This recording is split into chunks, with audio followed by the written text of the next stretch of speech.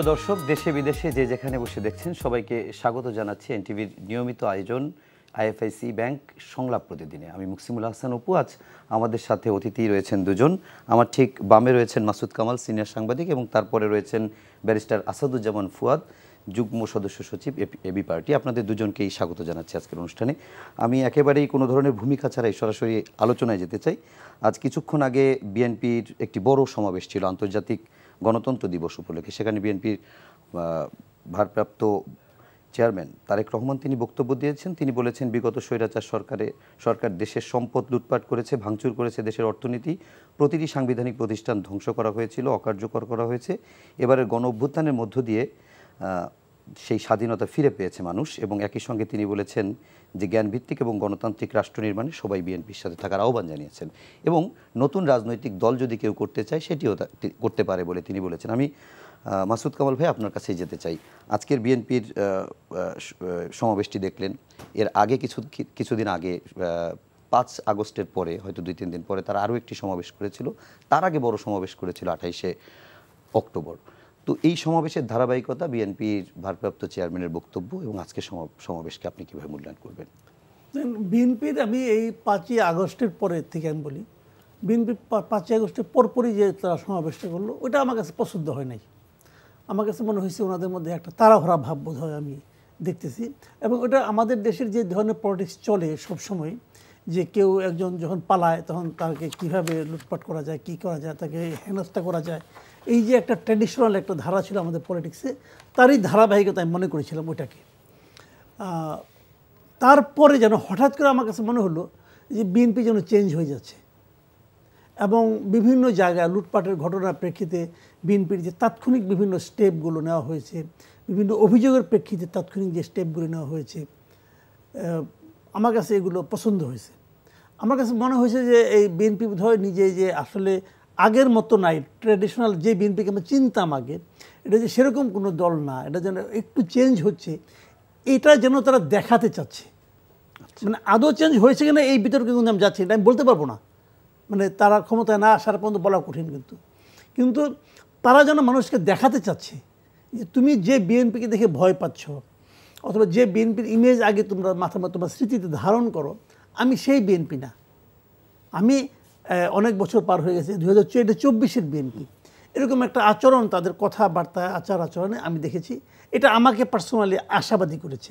আচ্ছা, একই সঙ্গে আপনাকে একটু গতকালকে রেফারেন্স ধরে একটু বলি। যেমন আজকে কিংবা গত কয়েকটি সমাবেশেই ভার্চুয়ালি যোগ দিয়ে বিএনপির ভারপ্রাপ্ত চেয়ারম্যান তিনি বক্তব্য দিয়েছেন, কিন্তু তার বক্তব্যে খুব দ্রুত নির্বাচন দিতে হবে, সংস্কার এখনই সব করা যাবে না, এই ধরনের বক্তব্য আমরা শুনি নাই। কিন্তু গতকাল বিএনপি মহাসচিব তিনি যে বক্তব্য দিয়েছেন সেখানে তিনি বলেছেন যে বড় ধরনের সংস্কার, কনস্টিটিউশন যদি রিফর্ম কিংবা অন্য কিছু করতে হয়, ছোটোখাটো কিছু নির্বাচনের পরিবেশ তৈরি করার জন্য হতে পারে, কিন্তু এটি নির্বাচিত সরকার ছাড়া সম্ভব না। হ্যাঁ, মির্জা ফখরুল ইসলাম আলমগীর যে কথা বলেছেন উনি তো এটাই বলবেন। হ্যাঁ, উনি বিএনপি কী কারণে করেন? ওনার যে বয়স, উনি এখন ঘরে বসে আল্লাহ বিল্লাহ করলে পারতেন, তো করেন না। তো উনি রাস্তায় দাঁড়িয়ে পলিটিক্স করছেন, ভাষণ দিচ্ছেন, কেন? মূল কারণটা কি? উনি দলের মূল কারণটা কিন্তু ইউনূসের সরকারকে ওখানে অনন্তকাল থাকার জন্য না। ওনার তো একটা পলিটিক্স আছে। তো ওনার পলিটিক্সটা কি? যে উনি মনে করেন যে ওনাদের যে আদর্শটা আছে, সেই আদর্শের মাধ্যমে দেশটা চালালে পর দেশের ভালো হতে পারে। উনি এই কথাটা জনগণকে বলেন। হিডেন আদর্শ থাকতে পারে যে এই আদর্শের মাধ্যমে আমরা ক্ষমতায় গেলে পরে আমরা কিছু টাকা পয়সা বানাইতে পারি, এটা হইতে পারে, আমি জানি না, সব দলের তাই কিছু না কিছু থাকে। কিন্তু দৃশ্যত উনি মনে করেন যে এই আদর্শের মাধ্যমে দেশটা চললে দেশের মানুষের উন্নতি হবে, দেশের উন্নতি হবে। তো সেই আদর্শের বাস্তবায়নকে ডক্টর ইউনূস করতেছে, ডক্টর ইউনূস এবং এরা করতেছে অন্য একটা আদর্শ, বুঝলেন? কিন্তু তো এখন উনি তো ওনার আদর্শের কথা ভাববেন, আপনি ওনাকে জিজ্ঞেস করেন, ওনারও একটা পলিটিক্স আছে। ডক্টর ইউনূস কোন আদর্শ আসলে এস্টাবলিশ করতে চাচ্ছে এটা একটু পরে বলি। ওনার আদর্শ বড় জটিল আদর্শ, মানে একটু পরে বলি। উনিও কিন্তু একটা পলিটিক্স করেন, ওনার কিন্তু একটা আদর্শ আছে। তো উনি কি চাইবেন? উনি ওই পলিটিক্সটা করেন কেন? উনি আওয়ামী লীগ করতে পারতেন, বিএনপি করতে পারতেন, জামাত করতে পারতেন, এটা করেন কেন? কারণ উনি যেটা ভাবেন তার সঙ্গে হুবহু এদের কারোটা মিলে না। এই জন্য উনি বলছেন যে ভাই আমার এইটা, আমি এটা চাই। তাহলে প্রত্যেকটা মানুষের আলাদা আলাদা পলিটিক্স আছে, সে সেটাই করবে। এখন উনি কিভাবে ক্ষমতা যাবেন? ওনার ক্ষমতা যাওয়ার ওইটা কি? ওইটা হলো আমি জনগণকে বোঝাবো এই যে তুমি আমাকে ভোট দাও, আমাকে পাঠাও। যদি তাকে জনগণ পাঠাতে যাবে, তো এই কথাটা বিএনপি তো বলতেই পারে, আমি কোনো অন্যায় দেখিনি, এটাই বিএনপি পলিটিক্স। ফিল্ড একটা সবাই এটা করবে।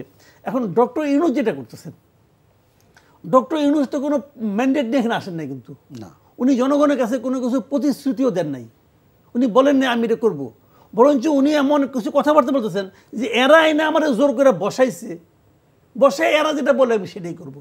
উনি কিন্তু প্রতিবারই বলতেছেন যে ছাত্ররা যেটা বলে এটা আমরা করবো। এই জায়গাটা ব্যক্তিগতভাবে আমার পছন্দ হয় না, নাই হতে পারে, কারণ আমি তো ছাত্র না। আমি তো মনে মনে ভাবি যে আমার কথা কয় না কে, আমি ভাবতে পারি না। আমি মনে করি যে আমিও তো কিছু এই আন্দোলনের পিছনে তো আমার তো ভাই মনে করেন 1 কোটি ভাগের 1 ভাগ হলো তো ভূমিকা আছে, ডেফিনেটলি ছিল। তো আমি ওটাই ভাবি যে আমি তো ওই ভূমিকাটা আমি কি কামে রাখছি, যে আমার একটা লক্ষ্য আছে, উদ্দেশ্য আছে। আমি চাই যে ডক্টর ইউনূস কেন বলে না যে এই লোকটা রহিম, করিম, আব্দুল এর মানে এরাও আমার নিয়োগকর্তা, কিন্তু উনি আমাদের পাতা দেয় না। উনি বলে যে ছাত্ররা আমার নিয়োগকর্তা। তো ভালো ভাই, ছাত্ররা যদি আমার কথাটা বলে দেয় আমার তো কোনো সমস্যা নাই, কিন্তু ছাত্রদের গত কয়েকদিন ধরে যে নমুনা দেখতেছি, এই নমুনায় আমার কাছে একটু মনটা খারাপ। মানে কি, এই নমুনাধারীরা যদি ওনার নিয়োগ করতে হয় তাহলে ভাই আমার মনে হয় একটু ঝামেলা হইতেও পারে, আমি জানি না, এটা আমার মনে হয় আর কি। আচ্ছা, আমি একটু ফুয়াদ ভাইয়ের কাছে একই প্রসঙ্গে একটু ভিন্নভাবে জানতে চাই। আপনি নিজেও একটি রাজনৈতিক দলের যুগ্ম সদস্য সচিব। আপনার কাছে জানতে চাই, আমি বিএনপির সমাবেশটাকে আপনাকে মূল্যায়ন করতে বলছি না, আপনার কাছে জানতে চাই যে এই যে বিএনপি যেমন রাজনৈতিক দল নির্বাচনের মাধ্যমে রাষ্ট্র ক্ষমতায় আসতে চায়, সেটি তাদের আন্দোলনের অংশ, কিংবা সেটি একটি রাজনৈতিক দলের মূল লক্ষ্যও থাকে। কিন্তু আমার প্রশ্ন হচ্ছে যে তাদের যেমন মাসুদ কামাল ভাই যেমন বলছিলেন যে তারা তো এই সরকারকে অনন্তকাল ধরে থাকতে দেবে না, তারা তো একটা প্রেসারে রাখা তো রাজনৈতিক দলের কাজ, যেহেতু তারা গণতান্ত্রিক রাজনৈতিক দল। আজকে আন্তর্জাতিক গণতন্ত্র দিবসও। আমার জানার জায়গা হচ্ছে যে আপনাদের দল থেকে আপনারাও তো নিশ্চয়ই নির্বাচন চান, ভোট চান, আপনাদের দল নিবন্ধন পেয়েছে, সব কিছু মিলে আপনারা মানে এরকম কোনো তাড়াহুড়া বা প্রেসার দিবেন না, কি কত সময় দিতে চান এই সরকারকে? প্রথম কথা হচ্ছে যে বাংলাদেশের ইতিহাসে যে সরকারটা এখন গঠিত হয়েছে এটাকে আপনি কোনো ফ্রেমে ফেলতে পারবেন না। এটাকে আপনি প্রত্যাশার সাগর নিয়ে আসছে তারা আর কি। মানে 16 বছরের আওয়ামী ফ্যাসিবাদের যে বঞ্চনার সাগর, এই বঞ্চনার সাগরটা সাডেনলি একটা প্রত্যাশার সাগরে পরিণত হয়েছে। এই জন্য দেখবেন যে 5 তারিখের পর থেকে সবার যত মনে কষ্ট ছিল, বেদনা ছিল, বঞ্চনা ছিল, না পাবার যত কিছু দাবি দেওয়া ছিল, সব দাবি দেওয়াগুলো আস্তে আস্তে সামনে চলে আসতেছে। অতএব সেই জায়গা থেকে গণ অভ্যুত্থানের যে আকাঙ্ক্ষাটা তৈরি হয়েছে, এই আকাঙ্ক্ষাতে কিন্তু কিছু নতুন নতুন কথা তরুণরা, ছাত্র সমাজ, রাজনীতিবিদ, সকল রাজনৈতিক দল, নাগরিক সমাজের পক্ষ থেকে আসছে যে আমরা একটা নতুন বাংলাদেশ চাই। দেখবেন এই কথাটা আসছে, নতুন বাংলাদেশ। নতুন বাংলাদেশ কি সেটা? এটার কিন্তু আবার কোনো ব্যাখ্যা বিশ্লেষণ নাই। ওটা মাসুদ ভাইকে জিজ্ঞেস করলে সে একরকম বলবে, আমার বাংলাদেশ কীরকম সেটা আমি নতুন বাংলাদেশকে কিভাবে দেখি একরকম বলবে, আবার ওনার ছেলে মেয়েকে জিজ্ঞেস করলে দেখবেন তারা আবার আর এক রকম বলবে। কারণ সবাই যার যার জায়গা থেকে পৃথিবীটাকে দেখে। আমরা সবাই biased by our society, our environment and time. তো সেই জায়গাতে দেখি আমি অন্তর্বর্তীকালীন সরকারকে সময়ের আলোচনাতে মানে আমি এঙ্গেজ হইতে চাই না। এটা হচ্ছে প্রত্যাশা এবং পারফরমেন্সের আলোচনা। যে আপনাদেরকে মাসুদ ভাইয়ের সাথে একটা বিনীতভাবে দ্বিমত করছি যে একটা ম্যান্ডেট ওনাদের আছে। ওনারা একদম এক্স্যাক্টলি হয়তো ভোট নিয়ে আসেন নাই, কিন্তু জনসমর্থনের একটা ম্যান্ডেট ওনাদের আছে। কেউ বিরোধিতা করে নাই, এটাও তো ম্যান্ডেট। এটা ইটসেলফ একটা ম্যান্ডেট। এবং শুধু তাই না, সকল রাজনৈতিক দল, নাগরিক সমাজ, আমরাও কিন্তু ওনাদের শুভাকাঙ্ক্ষী। আমরাও চাই এই সরকারটা সফল হোক, কারণ আমাদেরও এই আন্দোলনের স্টেক আছে। মাসুদ ভাই যেভাবে বলছে আমার 1 কোটি ভাগের 1 ভাগ আছে, আমাকেও ওই 1 কোটি ভাগের 1 ভাগের একটু কম হলেও আমারও আছে, আমাদেরও আছে। তো সবার স্টেকের জায়গাটা হচ্ছে অন্তর্বর্তীকালীন সরকার। আমরা চাই তারা সফল হোক। সফল কিভাবে হইতে হবে? কিভাবে? পারফরমেন্স ভিত্তিক হইতে হবে। যে যে আকাঙ্ক্ষার উপরে ভিত্তি করে এই শত শত হাজার হাজার মানুষ জীবন দিয়েছে, ছাত্র, তরুণ, সাধারণ রিক্সাওয়ালা, শ্রমিক, দিনমজুর, গ্রামের মানুষ, শহরের মানুষ, মাদ্রাসা, প্রাইভেট বিশ্ববিদ্যালয়, জাতীয় বিশ্ববিদ্যালয়, সরকারি বিশ্ববিদ্যালয়, সবার স্টেক হোল্ডারের যে প্রত্যাশাগুলো, এই প্রত্যাশাগুলো পূরণ হইতে হবে। অনেকগুলো ভালো কাজ তারা ইতিমধ্যে করেছে। বেশ কিছু অ্যাপয়েন্টমেন্টের ব্যাপারে আমাদের প্রশংসা করতে হবে। তার ভিতরে ধরেন চিফ জাস্টিস, যাকে প্রধান বিচারপতি করা হয়েছে, বাংলাদেশের ইতিহাসে এত সজ্জন, যোগ্য, প্রচণ্ড সৎ এবং ইন্টেগ্রিটিওয়ালা টাফ মানুষ আমরা বিচারপতি হিসেবে পাই নাই। এটা একটা ব্রিলিয়ান্ট অ্যাপয়েন্টমেন্ট হয়েছে। আমরা দেখেছি বিভিন্ন বিশ্ববিদ্যালয়ে যে ভিসি অথবা অন্যান্য প্রশাসনিক যে অ্যাপয়েন্টমেন্টগুলো হয়েছে, রিলেটিভলি অন্য যে কোনো সময় থেকে এই অ্যাপয়েন্টমেন্টগুলো ভালো, এটা প্রশংসা করতে হবে। তারা কিছু সংস্কারের জন্য কমিটি করেছে, 6টা কমিটি তারা গত সপ্তাহে করে দিয়েছে ইউনূস সাহেব তার ভাষণে, এগুলোকে আমরা ওয়েলকাম করি।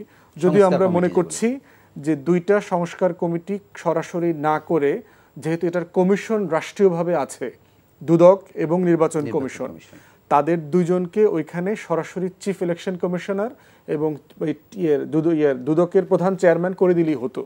এটা আলাদা করে সময় ক্ষেপণ করার প্রয়োজন ছিল না। তারা সংস্কার করত, কনসালটেশন করত, প্রস্তাব নিত নাগরিক সমাজের কাছ থেকে এবং বাস্তবায়ন করত, তাহলে সময় সেভ হয়ে যেত।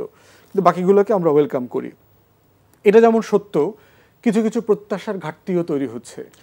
যেমন ধরেন, আমরা প্রথম দিন থেকে যেটা প্রত্যাশা করেছিলাম যে একটা বাংলাদেশের ইতিহাসের এই নৃশংসতম গণহত্যার একটা তদন্ত কমিশন হবে, এখনো হয়নি।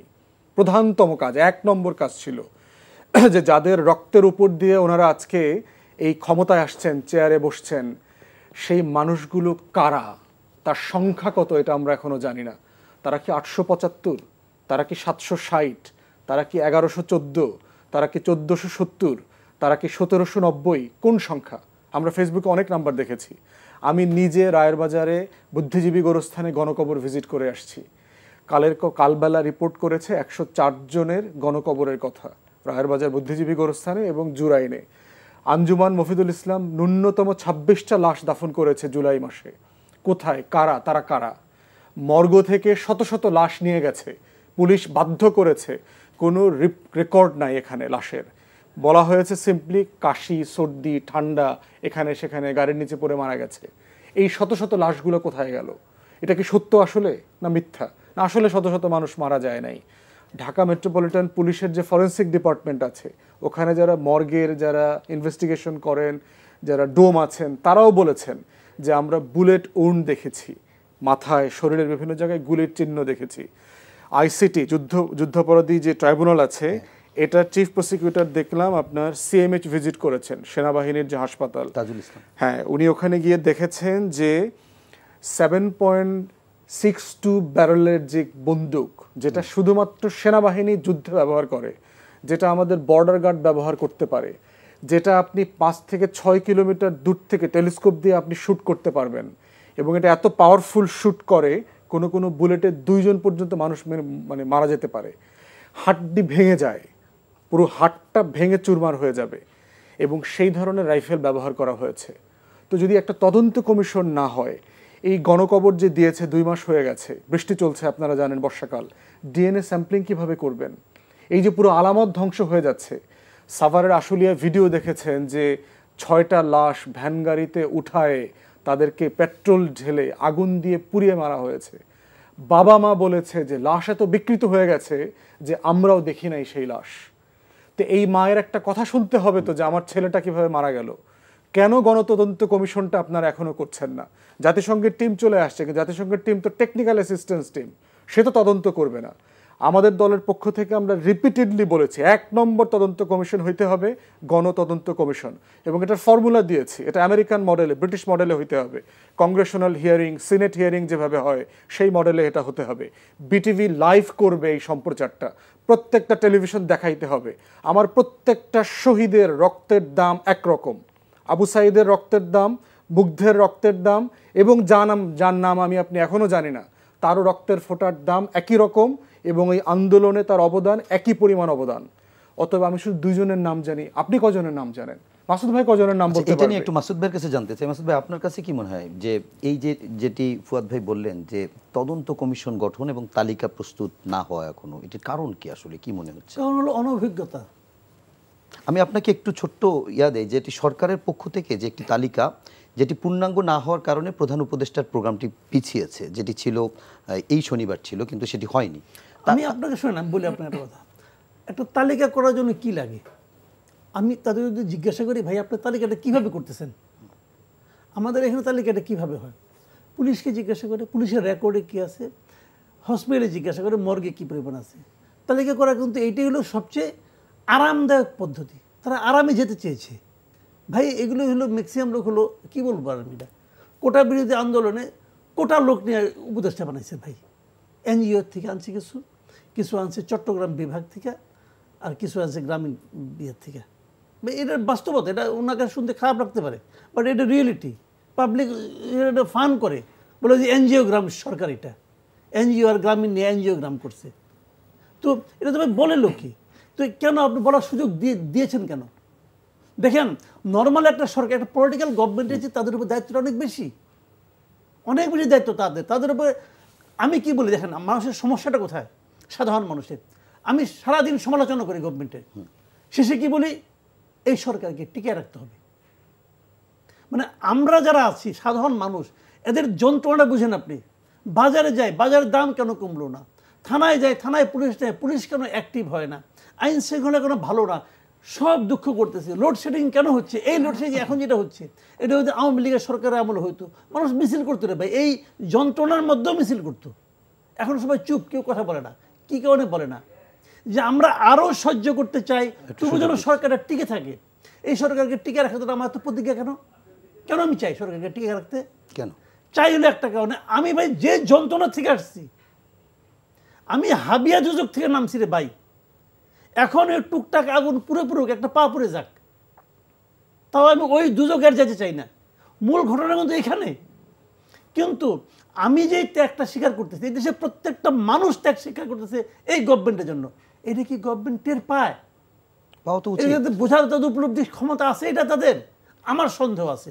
দেখেন কত লোক মারা গেছে, এটা বের করা জাস্ট একদিনের মামলা। একদিন সরকার একটা গণবিজ্ঞপ্তি দিবে, দিয়ে সেখানে একটা ইমেল অ্যাড্রেস দিবে, দিয়ে বলবে যাদের সন্তান, যাদের ফ্যামিলি মেম্বার মিসিং, তারা তাদের একটা ছবি দিয়ে এখানে পাঠান। এটা নাকি দিয়েছে? এটা তো ওয়ান টু মামলা। কি এটা তারা কোনো গণবিজ্ঞপ্তি দিয়েছে? এরকম দেয়নি। আপনি দেখেছেন কিনা জানি না, আমি দেখি নাই। না, তারা যারা তালিকা করছে তারা বললো যে ইমেইলে বিভিন্ন জন, ইমেলে সে তাদেরকে কোন ইমেলে করতে হবে আপনি জানেন? বলতে পারবেন? আমি জানি না। আমিও জানি না। আপনি জানেন? তাহলে আপনি জানি না, আর ওই গ্রামের লোকরা ও জানে? আমরা না জানলে মানুষের নাম বলি ভাই। আমি একটা কথা বলি আপনাকে প্লিজ, বললে তো এটা খারাপ বলবেন। আমরা আসলে কথা বলার সময় অনেক কিছু খেয়াল থাকে না। শেখ হাসিনা গণভবনে নাই। হ্যাঁ দেখেন, আমি একটা কথা বলি, সেটা হলো কি আপনার, যে শেখ হাসিনা কিন্তু গণভবন থেকে বিতাড়িত। শেখ হাসিনা গণভবনে নাই, কিন্তু শেখ হাসিনা কিন্তু সচিবালয়ে আছে। শেখ হাসিনা সচিবালয়ে আছে, শেখ হাসিনা প্রশাসনে আছে, শেখ হাসিনা পুলিশে আছে, শেখ হাসিনা সেনাবাহিনীতেও আছে। শেখ হাসিনা সর্বব্যাপী, ওনার প্রেতাত্মা এই দেশে আছে, বহাল তবিয়ত আছে। পিএমও যেটা prime minister office, Sheikh Hasina তো তাদের নিয়ে চলতো। ওখানকার কর্মকর্তা সবগুলি আছে, 2-3টা ছাড়া। প্রথম দিকে 2-1 জন ছাড়া, 2-1 জন, বরং 2-1 জন ছাড়া সব আছে। তারাই তো ডক্টর ইউনূসকে চালাচ্ছে। যদি আপনি এই সরকারটাকে বিপ্লবী সরকার বলেন, পৃথিবীতে ভাই এটা ইম্পসিবল যে একটা স্বৈরাচারী সরকারের প্রশাসন, আইন শৃঙ্খলা বাহিনী দিয়ে আপনি একটা বিপ্লবী সরকার চালাতে পারবেন। ইম্পসিবল। পারেন, আমার দেশে উদাহরণ আছে। বঙ্গবন্ধু পায় নাই তো। বঙ্গবন্ধু করতে গেছিল ওটা এক্সপেরিমেন্ট, 3.5 বছরের মাথায় মানে গোষ্ঠী শুদ্ধ মরে গেছে।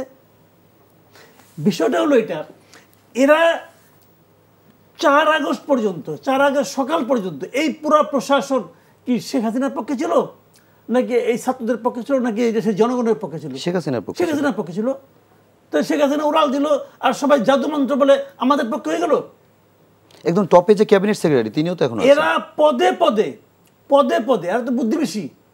এটা তো আমার আপনার মতো, আপনি কি জানি না, আমার মতো তো মূর্খ তো না। আমি আপনার মূর্খ বানাতে না, ঠিক আছে, আপনার থেকে একটু বেশি। তারা তো জ্ঞানী লোক। আমরা ক্লাসে মনে করে থাকতাম শেষ দিকে, এরা থাকতো শুরুর দিকে। মেধাবী মেধার যোগ্যতা দিতে এই পদ উঠছে। কিন্তু বিষয়টা হলো কি, যে এরা কি করবে, এরা কিন্তু ঠান্ডা মাথায় করবে। আমি মনে কিছু হলে উত্তেজিত হয়ে যাই, সে তো উত্তেজিত হবে না, ঠান্ডা মাথায় মারবে সে। এবং যে কোনো পদক্ষেপ, উনি বললেন কি, সরকারের সবচেয়ে বড় ব্যর্থতা কি, যে একটা তদন্ত কমিশন না করা, এদেরকে আইডেন্টিফাই না করা। আগে তো আইডেন্টিফাই করবেন, তারপরে আপনি এদের কি সুবিধা দিবেন কি দিবেন না সেটা ব্যবস্থা করা। তো আইডেন্টিফাই করার ক্ষেত্রে আমি তো মনে করি এরা বাধা দিচ্ছে, এরা ঝামেলা পাকাচ্ছে। এদের কাছে এই ধরনের প্রস্তাব, উনি প্রস্তাব বলছেন যে ওনার দল থেকে প্রস্তাব গেছে, ওই প্রস্তাব তারা নেয় নাই কেন? হয়তো উপদেষ্টা জানেও না, তারা আগেই থামাই দিয়েছে ওই এই ভদ্রলোকগুলি, ওই যে শেখ হাসিনা যারা পেতাত্তা আছে আর কি, আছে, সব জায়গায় আছে। তো এই জিনিসটা যে একটা রিস্কি ব্যাপার, এটা বোঝার ক্ষমতা ওনাদের নাই। বয়স হয়েছে ভাই, সত্যি কথা বলেন, বয়স কিন্তু একটা বড় ভিলেন। অনেক কিছু, অনেক নার্ভ তখন বিকল হয়ে যায়, কিছু তার ছিঁড়া যায়। তো ওনাদের এগুলো বোঝারও অ্যাবিলিটি আছে কিনা আমার সন্দেহ, পারতেছেন না তারা। এই জিনিসটা এই যে আমরা বলতেছি মনে করেন, ঠিক আছে আমাকে কি বলেন আপনি, এই তুই এত বেশি কথা বলিস কোনো, তো আটকা বলতে পারে, কিন্তু এটা আগে গভর্নমেন্ট যেটা করতো। আবার পরামর্শ চাইতে পারে, ওইটাও করে না, ওইটা করে না কেন জানেন? ওইটা যে করতে হবে তাও জানে না। সমস্যা হলো এটা, সে কি করতে হবে তারা জানে না। এবং তারা মনে করে কি যেভাবে এনজিও চালাইছি ওভাবে আমি দেশ চালাবো, এত সহজ দাঁড়ে ভাই। আপনাকে এনজিও চালানোর সময় কি এতগুলি সচিব, আপনাদের এতগুলি আমলা, এতগুলি সুবিধাভোগী লোক আপনার আশেপাশে ছিল না তো। এরা তো সারাক্ষণ নানা রকম থিওরি দিয়ে আপনাকে বিভ্রান্ত করে রেখেছে, আপনি তাকাইতে পারবেন না কোনো দিকে। তো আপনি হ্যান্ডেল করতে পারেন নাই, আপনি তাদেরকে আপার হ্যান্ড দিয়ে দিয়েছেন। তারপরে ম্যানেজ করছেন কিভাবে? হঠাৎ করে এক সিদ্ধান্ত নিলেন যে 5 জন অবসরপ্রাপ্ত অতিরিক্ত সচিবকে নিয়ে আসলেন, আইনে সচিব বানালেন, বানিয়ে পরের দিন তাদেরকে আপনি আবার সিনিয়র সচিব বানিয়ে দিলেন। ভাই নিচের থেকে আনেন না, প্রমোশন দিয়ে আনেন না। ওনারা তো আজকের থেকে 10-15 বছর আগে রিটায়ারমেন্টে চলে গেছে। রিটায়ারমেন্টে যাওয়ার পরে রিটায়ার্ড লাইফ কি হয় রে ভাই? মানে তার কর্মক্ষমতা তো কমে গেছে। এটা কি অ্যাক্টিভ লাইফ ঠিক বলেন আপনি? রিটায়ার্ড লাইফ তো অ্যাক্টিভ লাইফ না। রিটায়ার্ড করলে তো বয়স দ্বিগুণ হয়ে যায়। আইসিআই একটা হুঙ্কার দিয়েছিল অখিলেশ্বর রহমান যে 15 দিনের মৌসুম হিসাব দিতে হবে। উনি আনতে পারবেন 15 দিনে তো প্রায় শেষ না। আমি তো চ্যালেঞ্জ দিয়ে বলছি উনি আনতে পারবেন, ওনারটা উনি দিতে পারবেন না। ওখানে বসে এক্সট্রা বলে দিচ্ছেন আমার একটা গাড়ি ছাড়া আর কিছু অমুক নেই। আরে ভাই কি আসে না সেটা অন্য লাভ, হিসাব করে দেখেন না, হিসাবটা দেন না কে ভাই? আপনি পোলা মেয়া বউ দেন না, হিসাবটা দেন। চ্যালেঞ্জ দিতে পারবে না। তার আগে এই আইন উপদেষ্টা বলছিল যে 1 তারিখের মধ্যে বিচার বিভাগে সবার হিসাব দিতে হবে। কেউ দিছে? উনি বোধহয় প্রতিদিন ঘুমানোর আগে একবার করে আল্লাহ কাছে দোয়া করেন এই হিসাবের কথা যেন কেউ না তুলে, কারণ কোনো জবাব নাই তো। ভাই আপনি এই অবস্থায় আছেন, মানুষ আপনাদেরকে ভালোবাসে, এখনো ভালোবাসে বলে কেউ কিছু বলতেছে না। সফট কর্নারটা এখনো আছে। এই ভালোবাসাটা ওই ভয়, ভালোবাসা দাও কি ওনার কারণে ভালোবাসাটা ওই ভয়ে আবার যদি আসে ওরা, এই জন্য এরা যে ব্যর্থ হয়েছে বলতেও চায় না, বলতেও এই পাই যে ভয় পাই যে ওর যদি আবার এসে পড়ে এই চান্সে না বলে তো কারেকশনও হবে। তো এখন ওনাদের ব্যবস্থাগুলো নিতে হবে। চাঁদাবাজি বন্ধ হয়েছে? কি কারণে হয়নি বন্ধ ভাই বলেন? ওদের নয় যুব সংগঠন ছিল, ওদের নয় শ্রমিক সংগঠন ছিল, আপনাদের কোনো সংগঠনও নাই, ওদেরকে থামাইতে পারেন না। তো তাহলে কেমনে হবে? আমার কথা হলে কেমনে হবে? তো হওয়ার তো কোনো পথ দেখি না। এখন বিষয়গুলো হলো কি ভাই, সিরিয়াস হইতে হবে, সিরিয়াস হইতে হবে। আমি একটা কথা বলি আপনাকে, দেখেন সিম্পল কথা ভাই, কিছু কিছু জিনিস আছে মানুষের মনে না আস্থার জন্ম দেয়, তেমন কিছুই না কিন্তু আস্থার জন্ম দেয়। কিভাবে? ধরেন এই যে এত বড় বন্যা হলো, জি বন্যা তো হলো, এটা তো জনগণের সরকার, তো আপনার এই উপদেষ্টাদের মাঝখান থেকে কয়জন উপদেষ্টা বন্যপ্রতিরোধ এলাকায় গেছিল বলেন তো আপনি আমাকে? কয়জন গেছিল? কেন যায় নাই? কারণটা কিন্তু আমি বুঝি, ও বুঝবে না, আমি বুঝি।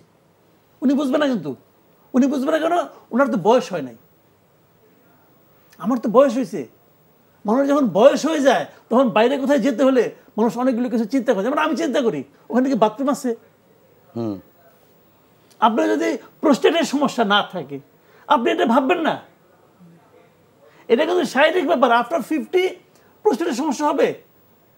তো ওনাদের তার বেশি হয়েছে, তো ওখানে তো ভাই ফেনীর ওই পানির মধ্যে বাথরুম নেই, তো যাবো কেমন করে? প্রবলেমগুলো সিম্পল, কিন্তু আমি কিন্তু বললাম খুব র ভাবে বললাম, বাট দিস ইজ রিয়েলিটি। তো আপনি তো ওনাদেরকে নিয়ে আসছেন, তো এগুলি ভাই বুঝতে হবে ভাই।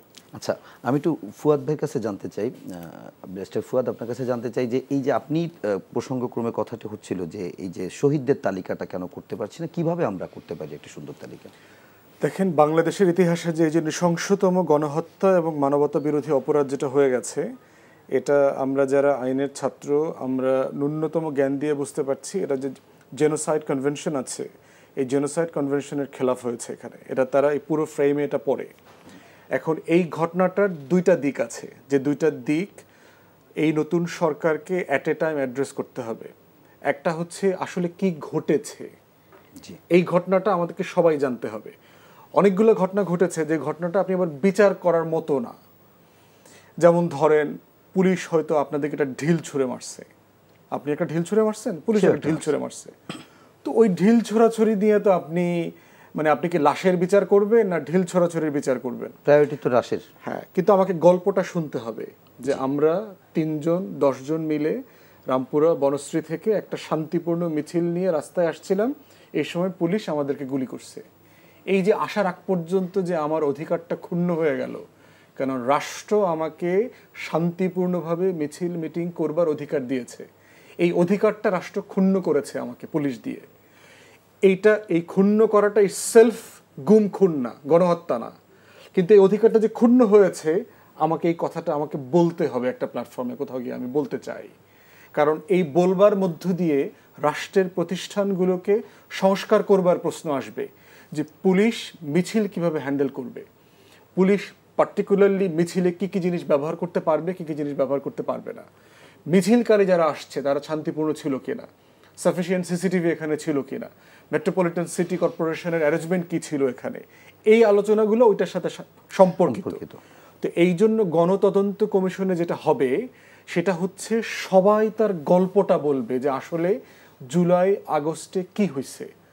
রংপুরে আবু সাঈদ না হয় শহীদ হয়েছে, কিন্তু আবু সাঈদের পাশে তো লক্ষ লক্ষ মানুষ মিছিল করেছে, কেউ ঢিলা খেয়েছে। আমাদের 400-র উপরে ছেলে মেয়ে অন্ধ হয়ে গেছে, আমরা কি তাদের কারো নাম জানি? একজনের নামও জানি। 15,000 ছেলে মেয়ে কোনো না কোনো ফর্মে প্রতিবন্ধী হয়ে গেছে, আঙ্গুল কেটে গেছে, হাত কেটে গেছে, পা কেটে গেছে, স্ট্রেচার ব্যবহার করতে হবে, অথবা হাড় ভেঙে গেছে, লম্বা সময় চিকিৎসা নিতে হবে। কতজন তারা তারা তারা কোথায় চিকিৎসা নেবে? তারা কি সিএমএইচে যাবে? আপনি সবাইকে বলছেন যে আমরা পুনর্বাসন করব, সবাইকে স্বাস্থ্যসেবা দেব, কিভাবে দিচ্ছেন? এই প্রসেসটার জন্য একটা গণতদন্ত কমিশন দরকার, এবং এইটা একটা স্ট্যান্ডিং কমিটির হিয়ারিং যেভাবে হয় সারা দুনিয়াতে, senate hearing, Congressional hearing, British পার্লামেন্টে আছে স্ট্যান্ডিং কমিটির হিয়ারিং, আমাদের জাতীয় সংসদে এই অ্যারেঞ্জমেন্টটা অলরেডি আছে, স্ট্যান্ডিং কমিটির মিটিং রুম আছে।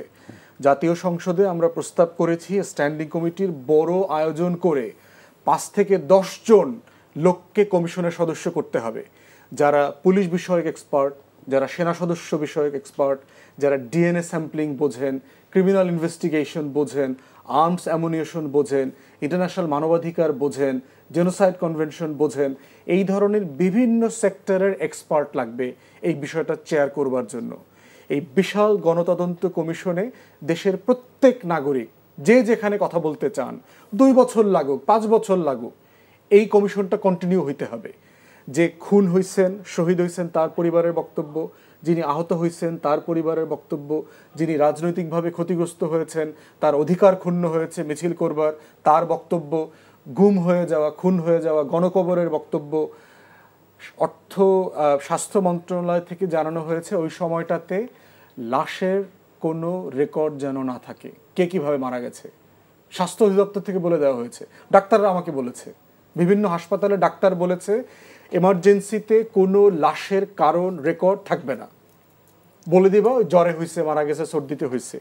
আমি অসংখ্য এক্সাম্পল পার্সোনালি জানি, থানা লাশ নিতে অ্যালাউ করেছে, এই মর্মে মুচলেখা দিতে হয়েছে, পরিবার মামলা করবে না।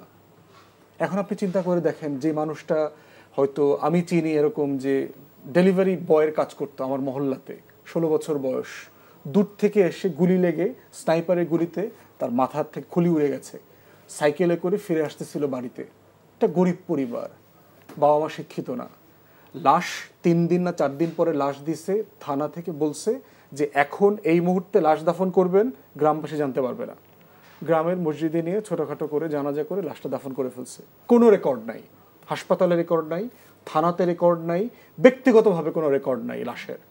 তাহলে আমি প্রমাণ কিভাবে করব? আমি কোন কাগজটা নিয়ে যাব? মাসুদ ভাই ইম্পর্টেন্ট কথা বলছেন যে রেকর্ডের জন্য আপনি থানায় যাবেন, মর্গে যাবেন, কিন্তু সরকার তো সেই প্রত্যেকটা এভিডেন্সের জায়গা পর্যন্ত ধ্বংস করে দিয়েছে। তাহলে ওই গরিব মানুষটাকে আমি রিচ করব কিভাবে? তার একমাত্র রিচ করার জায়গা হচ্ছে যখন জাতীয় সংসদে গণতদন্ত কমিশন বসবে।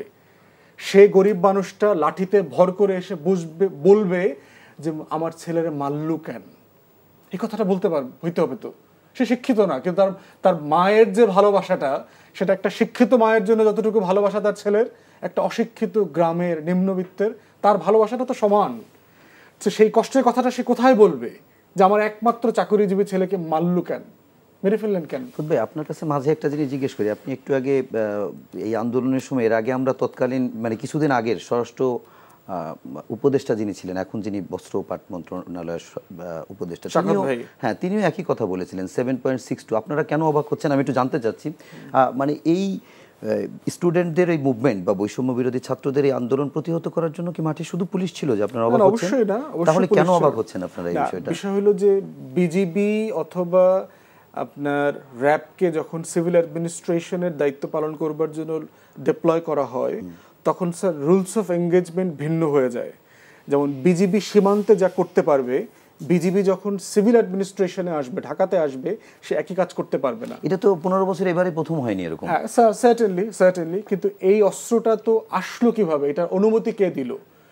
যে অস্ত্রটা আমার সেনাবাহিনীর কাছে থাকবার কথা ছিল, সেই অস্ত্রটা পুলিশের কাছে আসলো কিভাবে? না সেনাবাহিনী গুলি করেছে, না র্যাব করেছে, না অন্য কেউ করেছে? এটা তো আমাকে জানতে হবে যে সিভিল অ্যাডমিনিস্ট্রেশনে আপনি আইন শৃঙ্খলা বাহিনী এই অস্ত্র ব্যবহার করতে পারে কিনা, গুলি করতে পারে কিনা। ম্যাজিস্ট্রেট কোথায়? বাংলাদেশের আমাদের যে কলোনিয়াল অ্যাডমিনিস্ট্রেশনে ছিল যে বন্দুক আর বন্দুক চালানোর ক্ষমতা এক জায়গায় থাকবে না। আপনার কাছে বন্দুক আছে পুলিশ, কিন্তু বন্দুক চালাইতে পারবেন কখন এটা বলবে ম্যাজিস্ট্রেট। তাহলে যে ক্ষমতাটাকে কেন আলাদা করা হয়েছে? কারণ বন্দুকের একটা গরম আছে, কিন্তু ওই গরমের ব্যবহারটার দায়িত্বের জন্য আরেকজনকে দেওয়া হয়েছে যার মাথা এখন ঠান্ডা আছে, তার পকেটে বন্দুক নাই। তো সেই কারণে গণতদন্ত কমিশনটা জরুরি। লাইভ সম্প্রচার হইতে হবে বিটিভি সংসদে, প্রত্যেক মানুষ জানতে হবে, ছাত্রদেরকে এবং প্রতিনিধিদেরকে, প্রশাসনকে গ্রামে গ্রামে যেভাবে ঝড় হইলে অ্যানাউন্স করে না, ওইভাবে মাইকে অ্যানাউন্স করতে হবে কে মারা গেছেন, কে আহত হয়েছেন, বলেন, কথা বলেন। মাসুদ কামাল ভাই, আপনার কাছে একটি প্রশ্ন রাখতে চাই। সেটি হচ্ছে যে আজকে হত্যা মামলায় ৭১-এর ঘাতক দালাল নির্মূল কমিটির উপদেষ্টা মণ্ডলীর সভাপতি শাহরিয়ার কবির সাংবাদিক মোজাম্মেল বাবু এবং শ্যামল দত্তকে 7 দিনের রিমান্ড দিয়েছে। এটি নিয়ে আমার প্রশ্ন না, আমার প্রশ্ন হচ্ছে যে আমরা দেখছি যে প্রায় 1.5 মাস হয়ে গেছে এবং সবারই প্রায়োরিটি লিস্টে বলা হচ্ছে যে এই খুনের, এই হত্যার, এই গুলির বিচার, কিন্তু এখনও অনেক বড় বড় রাঘববোয়ালদেরকে আমরা দেখতে পাচ্ছি না। এখন পর্যন্ত 2-4 জন দেখেছি, অনেককে দেখিনি, কিন্তু অনেক চুনোপুটিও দেখছি। এবং সাংবাদিক বলি কিংবা অন্য যে কোনো ফরম্যাটে বলি বা যারাই গত সরকারের ফ্যাসিলিটেট ছিল কিংবা বুদ্ধি পরামর্শ বিভিন্ন লেভেলে ছিল, তারা বিভিন্ন ছোট ছোট লেভেল থেকে মনে হচ্ছে যে গ্রেফতারগুলো একটু বেশি হচ্ছে কিনা, কিংবা সবার নামেই হত্যা মামলা। আসলে এটি কেন? একই স্ক্রিপ্ট কি? স্ক্রিপ্ট আসলে এক কেন জানেন? যারা মামলাগুলো করেন পুলিশে থাকেন ব্যাকসাইনি পুলিশ, তো ওরা তো একটা দীর্ঘ 15 বছর ধরে একটা স্ক্রিপ্টে তারা অভ্যস্ত হয়ে গেছে। তাদের পক্ষে টু দ্য পয়েন্টে মামলা করাটা অনেক সময় কঠিন হয়। এটা একটা যেমন আছে, আবার একটা উল্টা দিকও আছে। উল্টা দিকও আছে, অনেকের মামলা হয় না, তাকে আটকাবে কীভাবে? তো আটকানোর জন্য একটা মামলা করে। আবার ধরেন আরেকটা জিনিস, 1.5 মাস হয়ে গেছে, এতদিনে আপনি নির্ধারণ করতে পারেন না যে কার বিরুদ্ধে কী মামলা হতে পারে, জানেন না কিছু, আপনারা খালি স্পেকুলেশন নিয়ে টানাটানি করতেছেন। আবার আরেকটা কথা আমি বলি আপনাকে, মানে আমি খুব টাচ করে যাচ্ছি, কেবল ডিটেলে যাচ্ছি না কোনটাই। এই দেশে আসলে কে কে আছে? আর্মি একটা বললো আমার এখানে 600 কতজন জানি আটক ছিল, আমি তাদেরকে ছেড়ে দিয়েছি। আমার প্রশ্ন, এরা কারা? মানে নাম ভুলে যান আপনি। হ্যাঁ, নাম তো দেওয়া হয়নি। কেন আপনি নাম দিবেন না? এটা কি দেশের মধ্যে আরেকটা দেশ নাকি? আপনি আমাকে বলেন ভাই, নাম বলে দেন, আপনাদের কাছে কে কে ছিল বলেন। আপনি ছেড়ে দিয়েছেন, অসুবিধা নাই। আসলে কি মানে দেশের বাইরে চলে গেছে অনেকে, এটাও বলা হচ্ছে। আচ্ছা, যদি দেশের বাইরে যায় কিভাবে গেছে সেটা প্রশ্ন। মোজাম্মেল বাবুরা এরা যাওয়ার চেষ্টা করলো ধুবা ওরা দিয়া, হ্যাঁ, ওখানে তো কোনো ল্যান্ড পোর্ট নাই আমাদের, ওখানে ইমিগ্রেশনের ব্যবস্থা নাই। তার মানে ওনারা অবৈধভাবে যাওয়ার চেষ্টা করছিল। তো অবৈধভাবে সীমান্ত পার হওয়ার চেষ্টা করলে এটা তো একটা অফেন্স, এটা তো একটা এক ধরনের অপরাধ। তো এটা অপরাধ না, তাদের সেই অপরাধী শাস্তি হতে পারে, ওইটাই করুক। আচ্ছা, তো ওইটা ওখানকার পুলিশ বলে কি ঢাকা থেকে আসবে, তারা বলবে কোন মামলায় আটক করবে। আরে বেটা, তুমি তো ধরছো এখানে অবৈধভাবে পার হওয়ার সময়, এই মামলাই করো, তুমি এই মামলা করে দাও। করবে কেন করে না? কারণটা কেন বলি? কারণটা হলো কি, এরা সবাই উপরের দিকে তাকায় থাকে যে আমি যে এই মামলাটা করবো, তাহলে এটা ছোট মামলা হয়ে গেল, ওরা যদি আবার মাইন্ড করে আমার উপর। মানে বড় মামলা করলেই তো বড় মামলা হয়ে যায় না রে ভাই। আমি আপনাকে সিম্পল একটা উদাহরণ দেবো। ধরা যাক আমি চুরি করছি মুরগি, আমার প্রতি কি মামলা করবেন আপনি? মুরগি চুরি মামলা করবেন, করলেন না, করলেন হলো হত্যা মামলা। ধরা যাক, তো হত্যা মামলা করার পরে আপনি আমার প্রমাণ করতে পারলেন না, আমি কিন্তু হত্যা মামলা থেকে মুক্ত হয়ে গেলাম। মাঝখান থেকে কি হলো, আমার মুরগি চুরির অপরাধে কোনো হলো না, সাজা হলো না। ইমেজও নষ্ট হলো না, আমার তো মুরগি চুরির সাজাটাও হলো না, এই সাজাটাও আমি তো বললাম সরকার আমার বিরুদ্ধে মামলা করেছিল, টিকাইতে পারে না, আমি নির্দোষ। কিন্তু আমি যে আসলে বেসিক্যালি মুরগি চোর, এটা তো সোসাইটিতে কেউ জানলো না। যে যেটা চুরি করছে ওই মামলাটাই করেন ভাই, সমস্যা নাই কোনো, ওইটাই করেন। সব মামলার কিন্তু আপনার শাস্তি কিন্তু বাড়ি দেওয়া হবে না, মাথা চট দিয়ে সামাজিকভাবেও শাস্তি হয়, কিন্তু সেই সামাজিক শাস্তিটাও তার হোক, সবার তো সমান অপরাধ না, এটা তো আইনে নির্ধারণ করেই দিছে যে কার কি অপরাধ হবে। এটা একটা বিষয়। আর একটা কথা আপনি আমাকে বলেন, আমাদের তো একটা ইমিগ্রেশন সিস্টেম আছে, স্থলবন্দরেও আছে, এয়ারপোর্টে সব জায়গায় আছে। এদের কাছে তালিকাগুলি নিয়ে একটু চেক করলে তো যে কে কে গেছে কে কে যায় নাই, এটা করতে তো তার 20 দিন সময় লাগে না, বলে দিতে পারে। আপনি কি এখনো জানেন যে বেনজির আহমেদ কোন পোর্ট দিয়ে গেছে? তা আগে গেছে, এখনো কি আপনি জানেন? কেউ বলছে বেনজির আহমেদ কোন দিক দিয়ে গেছে? বলেনি, কেউ তো বলে নাই তাকে। ওবায়দুল কাদের উনি কোথায়? উনার তো 2 মাস পর সিঙ্গাপুর যাইতে হয়, আমি যাওয়ার সময় হয়েছে কিনা যাই না, তো উনি কোথায়, কোন দিক দিয়ে গেছে? আসাদুজ্জামান কামাল যে হলো নাটের সমস্ত তার অর্ডার হয়েছে, এ তো সবচেয়ে বড় পাপী, সে কোথায়? তার পোলা ধরা পড়ছে, সে নাকি অনেক তথ্য দিচ্ছে, এই তথ্যটা দিচ্ছে না, আমার বাপ কই দিচ্ছে না? আপনি অনেক অনেক কাহিনী বলেন, এই মূল কাহিনী, আমি তো এত কাহিনী শোনার দরকার নাই, সে কেমনে কেমনে করে দুর্নীতি করেছে, কারণ থেকে কয় টাকা নিছে, এত কাহিনী আপনি শুনেন গা। আমার জানার আগ্রহ হলো তো বাপ কই বেটা, এটা বল। পৃথিবীর আর কেউ না জানো, তোর বউ জানো ওর বাপ কই, সেটা জনগণকে জানাও তুমি।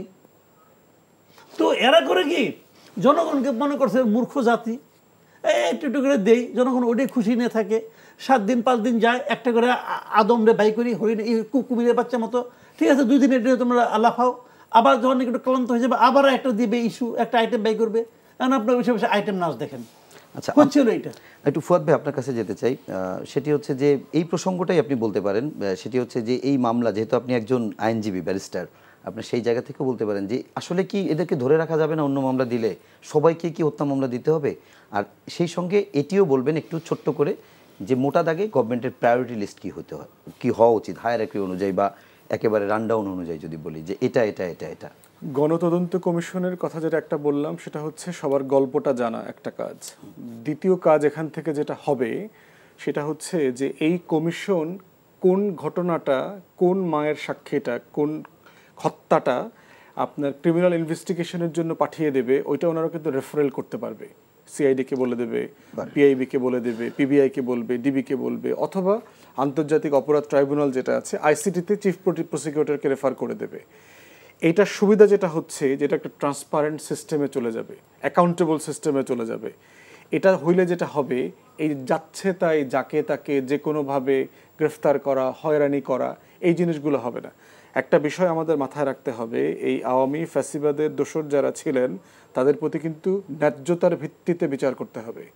কোনো অবিচারের পক্ষে রাষ্ট্র হইতে পারবে না, আমরা চাই না, যেহেতু আন্দোলনটা ছিল বৈষম্যের ব্যাপারে, এবং এই বৈষম্যের বিরুদ্ধে এটা কিন্তু অপরাধীর ক্ষেত্রেও প্রযোজ্য। ঠিক একইভাবে আমরা একই কথা বলেছি যে সালমান এফ রহমানকে আপনি খুনের মামলায় কেন দিলেন, আনিসুল হককে খুনের মামলা কেন দিলেন, দীপুমণিকে খুনের মামলা কেন দিলেন? তাদের তো আরো গ্রস মিসকন্ডাক্টের ঘটনা আছে। তো সেই জায়গাতে যে 3 জনের নাম বলেছেন, শাহরিয়ার কবিরের ব্যাপারে আমার মনে যতটুকু মনে পড়ে যে মাসুদ ভাই মনে করতে পারেন কি না, ওনার বিরুদ্ধে কিন্তু রাষ্ট্রদ্রোহিতার মামলা অলরেডি আছে। বিএনপি জামাত যখন ক্ষমতায় ছিল সে সময় সে এয়ারপোর্টে মিথ্যা প্রচুর প্রপাগান্ডা ম্যাটেরিয়াল সহ অ্যারেস্ট হয়েছিল, যে সে ভারত সহ বিভিন্ন ওয়েস্টার্ন কান্ট্রিতে গিয়ে ওই দেশের রাষ্ট্রগুলোকে প্রভাবিত করা যে বাংলাদেশে সংখ্যালঘুরা নির্যাতিত, বাংলাদেশে যারা সেকুলার, সোকল সেকুলার ধর্মনিরপেক্ষ রাজনীতি করে তারা নির্যাতিত, তাদের সাহায্য সহযোগিতা লাগবে, এবং এই কাজের জন্য দায়ী হচ্ছে বাংলাদেশের ইসলামপন্থী মানুষ, ইসলামপন্থী রাজনৈতিক দল, যাদেরকে রাজনৈতিকভাবে পৃষ্ঠপোষকতা দেয় হচ্ছে বিএনপি। এইটা হলো তার গল্প। এই গল্পটা সে বাংলা ইংলিশে বিভিন্ন ভাষায় ট্রান্সলেট করে করে ম্যাটেরিয়াল সহ যাওয়া আসার পথে সে ধরা পড়েছে, এবং সে যখন জেলেও যায় এবং তার রাষ্ট্রদ্রোহিতার মামলাও সম্ভবত হয়।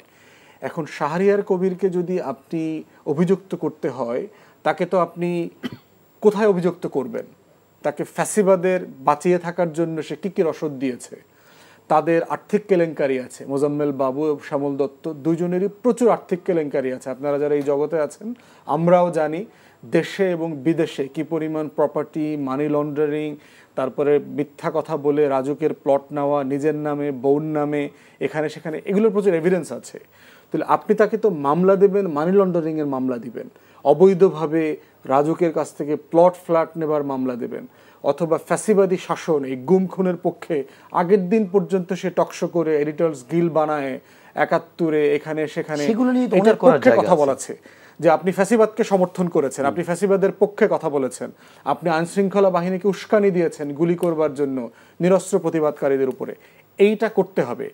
গণতদন্ত কমিশন থাকলে যেটা সুবিধা হইতো, এই কাজগুলোর একটা ট্রান্সপারেন্ট জবাবদিহিতামূলক বাস্তবতা জাতির সামনে উপস্থিত হইতে পারত। সেই জিনিসটা না থাকার কারণে যেটা হচ্ছে, মাসুদ ভাই যেটা বলেছেন, ইচ্ছা মতো যে যেভাবে কাজ করে অভ্যস্ত, ওরে আপাতত আটকাইতে হবে, ইনভেস্টিগেশন কোথায় করবে না করবে। হোম মিনিস্ট্রির পক্ষ থেকে কোনো বিষয়ে কোথাও কোনো গাইডেন্স নাই। দেখেন দেশে পুলিশ কত পলাতক, অস্ত্র কি পরিমাণ থানাতে লুট হয়েছে, কতগুলো থানা ডিসফাংশনাল, আপনি যেখানে ট্রাফিক পুলিশ নাই রাস্তায় তারা কোথায়, রিপ্লেস কিভাবে করবেন, এটা তো একটা ব্রিফিং করে জাতিকে আশ্বস্ত করতে হবে যে আমরা এইটা ঘাটতি আছে, আমরা এইটা করছি, এতদিনের মধ্যে আমরা আশা করছি এটা করে ফেলতে পারবো। এটা একটা রোড ম্যাপ দিলে মানুষ আশ্বস্ত হবে যে না, একটা সিস্টেম ইন প্লেস আছে। প্রায়োরিটির কথা যেটা বলেছেন, প্রথম প্রায়োরিটি হচ্ছে আমার কাছে মনে হয়েছে অন্তর্বর্তীকালীন সরকারের সাথে সশস্ত্র বাহিনী এবং রাজনৈতিক দলের সাথে একটা গ্যাপ তৈরি হচ্ছে ইনক্রিজিংলি, এবং এটা খুব ভয়ানক। কারণ দিন শেষে সশস্ত্র বাহিনীর অনেক বদনাম আছে। তারা আওয়ামী লীগের দালালি করেছে, দিল্লির দালালি করেছে, 111-এর সরকারের সময় ঘোড়া নিয়ে আওয়ামী লীগ সরকারকে বলেছে। তো সেই জায়গাতে কিন্তু তারা ৪-৫ তারিখে কিন্তু স্ট্রং ভূমিকা নিয়েছে।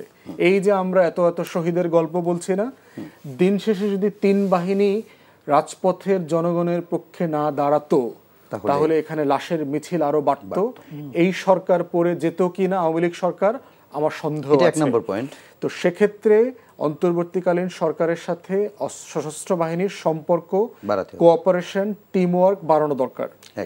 দ্বিতীয়ত হচ্ছে যেটা ঘাটতি দেখতে পাচ্ছি, নাগরিক সমাজ এবং রাজনৈতিক দলগুলোর সাথে যে বোঝাপড়াটা। কারণ সবাই আপনাকে সমর্থন দিচ্ছে কিন্তু আপনি কারো কথা শুনছেন না, কারোর সাথে বসছেন না, কারো কাছ থেকে পরামর্শ নিচ্ছেন না। এই গ্যাপটা বাড়ছে। এই দুইটা গ্যাপ বাড়লে অন্য সবগুলা মানে উপগ্যাপ, সহকারী গ্যাপ, অতিরিক্ত গ্যাপ আরো তৈরি হবে। এবং তখন যেটা হবে, রাস্তায় প্রেসার বাড়বে, ওনারা তখন বাইরে থেকে ফিল করবেন যে লোকজন চাচ্ছে না ধুমধাম একটা ফখরুদ্দিন মইনুদ্দিন মার্কা ইলেকশন দিয়ে আমার পছন্দের ওরে বসায় দিয়ে যাব, সেনাবাহিনী ভোট কাটবে, দিল্লি সাহায্য করবে, ঘুরায় ফিরায় আবার একটা জাতীয় পার্টি মার্কা বি টিম আওয়ামী লীগের ক্ষমতায় চলে আসবে। এই বাস্তবতার দিকে দেশ চলে যেতে পারে, এই আশঙ্কা আমাদের আছে। ওকে ফুয়াদ ভাই, আপনাকে ধন্যবাদ। আপনাকে একেবারে মাসুদ কামাল ভাই, আপনি একটু শেষ করবেন। সেটি হচ্ছে যে ১.৫ মাস প্রায় হয়ে গেল সরকারের, অন্তর্বর্তীকালীন সরকারের। নিশ্চয়ই হানিমুন পিরিয়ড থাকার কথা নাই অন্তর্বর্তীকালীন সরকারের, তারপরেও যদি ধরে নিই হানিমুন পিরিয়ড, সেটিও শেষ ধরে নিই। আপনিও যদি একটি প্রায়োরিটি লিস্ট করেন, তাহলে এই মুহূর্তে সরকারের মানে একেবারে টপ প্রায়োরিটিতে কি থাকা উচিত? টপ প্রায়োরিটি ওনাদের আসলে না ল অ্যান্ড অর্ডার সিচুয়েশনকে স্ট্রং করতে হবে, এটা একদম ১ নম্বর। কারণ এটা না করলে আপনি চাঁদাবাজি কমাতে পারবেন না, দ্রব্যমূল্যও কমবে না। হ্যাঁ, কোনো কিছু আপনি অনেক কিছু এটা করতেই হবে। এখন এটা আপনি কিভাবে করবেন, এর জন্য অনেক হাইপোথিসিস আছে। ওনারও একটা হাইপোথিসিস একবার শুনছিলাম, দ্যাট ওয়াজ গুড। তো একটা বিভিন্নভাবে এটা করা যেতে পারে, মানুষের কাছে পরামর্শ নেওয়া যেতে পারে। ল অ্যান্ড অর্ডার আপনাকে স্ট্রং করতেই হবে, এটা ১ নম্বর। আর ২ নম্বর হলো যে আপনারা মানুষের কাছ থেকে পরামর্শ নিতে হবে। আমাদের দেশে সবাই আপনাকে কুপরামর্শ দেওয়ার জন্য বসে আছে, এটা মনে করা দরকার নাই। স্টেক হোল্ডারগুলি কারা? পলিটিক্যাল পার্টিগুলিকে দূরে সরাই রাখা, বিরাজনীতিকরণ যেটা, এটা ঠিক না। আর আপনারা সব কিছু নিয়ে মাথা ঘামায় না রে ভাই। রাজনৈতিক দলগুলো তো এরপর রাজনৈতিক গভর্নমেন্ট আসবে, ওইগুলো রাজনৈতিক গভর্নমেন্টের জন্য রেখে যান। আপনার আওয়াজগুলি তুললে হবে কি, আপনার আওয়াজ জনগণের আওয়াজে পরিণত হবে। তখন এই জনগণের আওয়াজের কারণে পলিটিক্যাল পার্টিগুলো জনগণের আওয়াজের সঙ্গে একমত হতে বাধ্য হবে। ওদেরকে দিয়ে করান। আপনি অনেক কিছুই এখন কিন্তু অনিয়মের মধ্যে হচ্ছে। সংবিধান অনুযায়ী দেশ চলছে, অথচ ওনারা তো সংবিধানের উপর শপথ দিয়েছেন, ওনারা সংবিধান সমুন্নত রাখবেন। কিভাবে রাখবেন সংবিধান? তো তাহলে ওটাই তো ঠিক হয় নাই। বিপ্লবী সরকারের শপথ এভাবে হয় না। বিপ্লবী সরকার শপথে এভাবে হয় না, হওয়ার প্রয়োজন নাই কোনো। কেন করতে হবে এগুলো? এগুলো করছে, ঠিক আছে, তারা করুক, তারা কি বুঝছে আমি জানি না, হয়তো কিছু বুঝেই নাই, বোঝাতে দরকার এটাও বুঝে নাই, এটা হইতে পারে। যেমনি করেই হোক বিষয়গুলো নিয়ে আরও স্মার্টলি হ্যান্ডেল করতে হবে, আরও স্মার্টলি হ্যান্ডেল করতে হবে, এবং সেটার জন্য সময় দিতে হবে ভাই। আন্তরিকতাই একমাত্র না, যোগ্যতা না, তার সঙ্গে আপনাকে আরও যোগ্যতা দেখাতে হবে। আপনি যে কাজটা করতে পারেন না বোঝা, যেমন আমি আর একটা এক্সাম্পল দিয়ে বলি, স্বাস্থ্য মন্ত্রণালয় ভাই অথর্বর উপরে অথর্ব, কেন হচ্ছে? আপনি আনছেন ওনাকে, আইনা বুঝলেন যে হচ্ছে না, তো সরাই দেন রে ভাই, সরাই দিলে ওনার কোনো মান সম্মান যাবে না, তো উনি অন্য কাজটা করবো, অন্য কাজ করুক, অথবা তার বাড়িতে পাঠাতেন আরেকজন গানেন। এসে যোগ্য লোকের অভাব আছে? যোগ্য লোকের অভাব নাই। আপনি আনছেন, প্রথমে বুঝেন নাই, এখন আনছি যে শেখ হাসিনার মতো আমি আমার এক চাকরকে বসাইছি ভাই, তারা আমি এনতে সরাবো না, জিদ ধরছি। এই জেদাজেদির ব্যাপার না এখানে। মনে হয় এখানে একটা কথা বলি, শেষ কথাটা বলি আপনাকে, এই চান্স আপনি দ্বিতীয়বার পাবেন না। এক্স্যাক্টলি। এই চান্স যদি আপনাদের জন্য নষ্ট হয়, তো ডক্টর ইউনূস আপনি এই জাতির কাছে সবচেয়ে বড় ভিলেন হবেন। লোকে আপনি যেমন বাংলাদেশের মানুষ মাথায় তুলতেও সময় নেয় না, ফালাইতেও সময় নেয় না। অনেক অনেক ধন্যবাদ মাসুদ কামাল এবং ব্যারিস্টার আসাদুজ্জামান ফুয়াদ, আপনাদের দুজনকেই। দর্শক, আমরা শেষ করব, শেষ করার আগে আমরাও প্রত্যাশা ব্যক্ত করব যে স্বপ্ন, যে আকাঙ্ক্ষা নিয়ে শিক্ষার্থীরা, সাধারণ মানুষেরা রক্ত ঝরিয়েছিল এবং নতুন বাংলাদেশের স্বপ্ন দেখছেন, সেই স্বপ্ন নিশ্চয়ই বাস্তবায়িত হবে এবং যে সমস্যাগুলো রয়েছে সেই সমস্যাগুলোকে কেটে সমাধানের পথে সরকার আগাবে, সেই প্রত্যাশা রেখে আজকের মতো শেষ করছি। সবাই ভালো থাকবেন, সুস্থ থাকবেন, এনটিভির সাথেই থাকবেন।